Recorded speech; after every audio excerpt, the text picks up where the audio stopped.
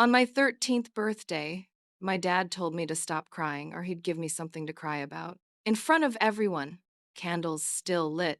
I wasn't crying because I didn't like my cake. I was crying because he invited my older cousin, the same cousin who'd been bullying me for months, posting pictures of me, calling me ugly, telling people I smelled.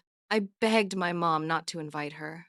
She said, "Don't be dramatic. It's family." When my cousin walked in, she looked at me and smirked. Halfway through the party, she leaned over and whispered, "Even on your birthday, you look pathetic." I felt my chest tighten. I tried to hold it in. I really did. But when everyone started singing, I couldn't. Tears just came out. My dad slammed his hand on the table. He said, "What is wrong with you?" I said, "I don't want her here." He stood up. He said, "You will not embarrass me in my own house." I remember looking around. My friends were staring at their plates. My mom said, "Go wash your face."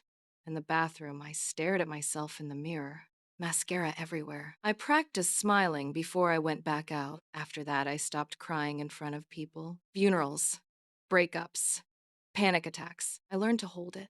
Because crying meant attention, and attention meant punishment. Years later, I brought it up at dinner.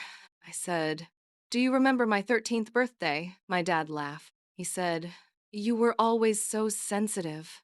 My mom added, "It wasn't that serious." That's the thing. It was serious to me. It was the first time I understood that my feelings were inconvenient, that keeping peace mattered more than protecting me. Now, when someone cries in front of me, I don't tell them to stop.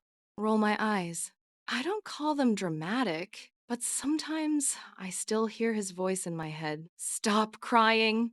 So, tell me, if you weren't allowed to cry at your own birthday, would you still feel like it was your day?